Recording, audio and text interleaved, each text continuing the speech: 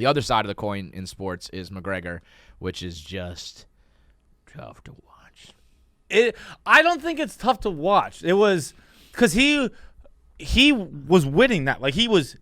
I thought he was going to knock him out in the second round because he was winning. And I'm not an expert, but that's like, the thing. You say that, but like when you find out how much his leg was fucked, it's like Poirier might have been like, "You're not winning." I know exactly where we stand. Like here. You're not gonna be able to stand in 2 minutes. Yeah, you know. It is so like it feels that way maybe, but probably wasn't. I never thought of that leg kick stuff as anything more than just like kind of like a light jab, just kind of like feeling out distances and things like that. I always just thought it was just like, all right, that is the new shit that like novices learned in the past like year or 18 months. I'm like, oh yeah, the leg kick, the calf kick. Yeah. You can debilitate. It's debilitating, bro. It's debilitating. Like I never fucking knew that. That's, you know what the equivalent of that is? Like, you know when you're watching football with your girl or someone who doesn't watch football and they're like, why do they just run it into the middle every time? Why do they just run into each other? And you're like, you gotta establish the run, okay? Right. That's the same thing when I'm watching that. I'm like, stop. Sets up the play action. Just fucking watch the game and enjoy it, all right, babe? Give me a beer. That's the meme from the Astros game. Gotta set up the run. But that's me watching those fights. Like, stop just kicking him in the leg. Just punch him in the face. I don't want to see you kick him in the leg. Just do something cool. It's like, yeah, this is the most important thing you can do. Yeah, he can't stand up anymore. Don't right. worry. I'm going to win the fight. Yeah. But I like McGregor. I think McGregor actually has turned a little bit of a corner because when you talk so much shit, but then when you lose, you're just like, I'm fucking devastated. I can't believe it. Like, congratulations. And I'm going to come back and try again. It's like, well, okay. Yeah. I don't know what else to say. You know? He puts on he's a sore winner and a gracious loser, which is a weird combo that just works where it's like, but even he's not even a sore winner really, because I feel like he always kind of, he'll hype himself up, but he always kind of gives the other person props or talks about them, whatever. Right. So he's actually gracious all around. He's just a showman.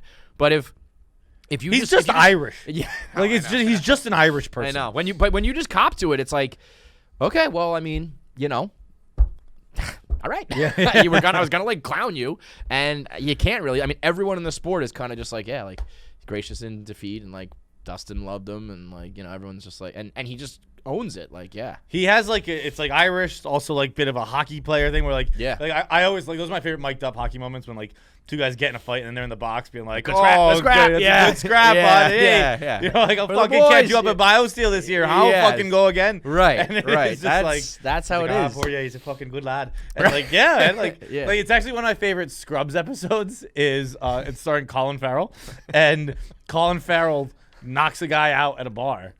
And then like he's just sitting bedside, and the doctors are finally like, "Who are you?" He's like, "I'm the guy who knocked him out." And they're like, "I'm here to take care of him." Yeah, I make sure he's okay. And then like the cops get called. He's like, "Yeah, I did it." Like, yeah, right. Hey, I mean, that's like, yeah, that's just, dude. You ever feel like you're a little more of that than me, but I feel like I'm like, I don't even like deserve to be Irish sometimes. When I see like cool shit like that, I'm like, oh man, you're Irish. I'm not. I'm like, yeah, I'm like 21 and me Irish. You're like Irish. You're fucking Irish, you know. I spit into a tube that like your mom fucked an Italian, did you? Yeah, you watered it down. Your mom really watered the cool shit down. Yeah, I see. I know. But McGregor is like, once I saw, I knew. Like 7 o'clock, I was like, "There's no fucking shot I'm making it to this fight tonight." My kids were like being terrible, and then I saw that the ESPN stream had problems.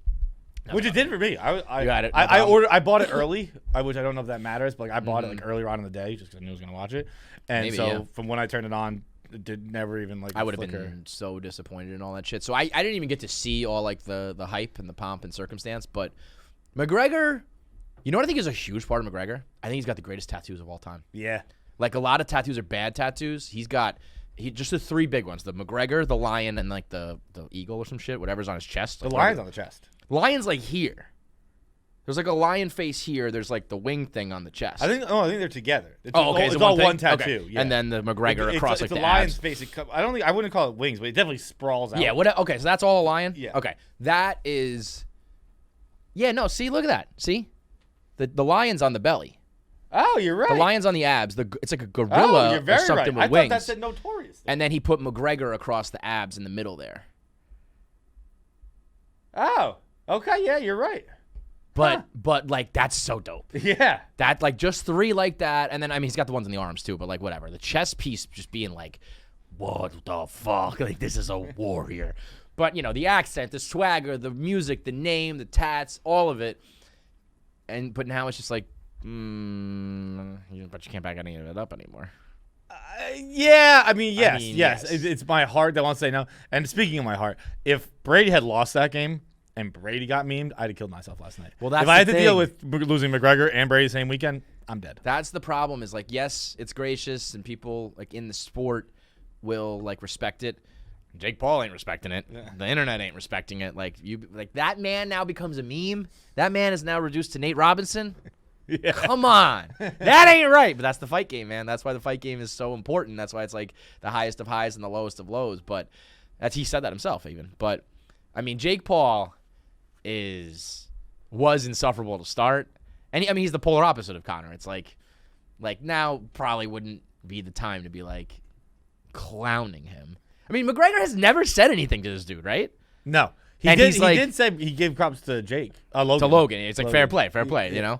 But, like, Jake Paul is running up the score as if this guy, like, fucked his girl or something. Like, if there's, like, this blood feud.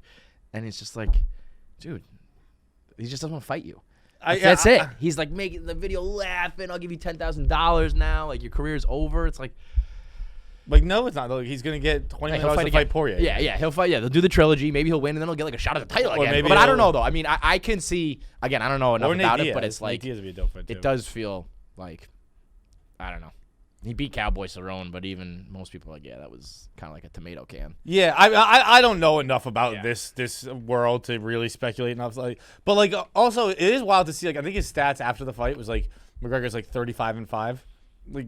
That's crazy. I've watched ever since McGregor became McGregor. I've watched every fight. I bought every fight. I want to say it's like 8 fights. Yeah. Where the fuck were the other 25? I know. Like, I think that shit must be like in empty gyms also, in Dublin. What sucks too is that like he burst on the scene for people like you and I to watch when he became like the champ. Like right. if we were on the bandwagon early enough to watch him become the double champ, like that was truly the actual peak of McGregor. The persona of McGregor peaked like with us, but the fighter McGregor peaked before the hype did. You know what I mean? Yeah. So like the hype was like lagging a little bit, which kind of sucks because he was probably like, oh, well, that was when I was at my best. Now you guys are kind of on the wrong side of things. But I don't know. That's got to be the weirdest thing in the world to like when you if you feel like you can't win anymore, it's like, what do you do? Or does he not? Does he feel like every fight? Like Khabib was talking shit and he was like, I'll fight him right now. Like Khabib will rearrange your face again, dude. I don't know. How old's Khabib? I don't think it matters. I mean, he's a bear. He's a human bear. He fights bears. Yeah. Like when he said I want to change your face and then did it, like that's tough. That is. I mean, that guy's got to come back and fight again. No, everybody fucking comes back for one at least. I feel like McGregor would be the one to bring him out. If McGregor somehow came back, I think Khabib would be like, all right, I'll go kill this guy.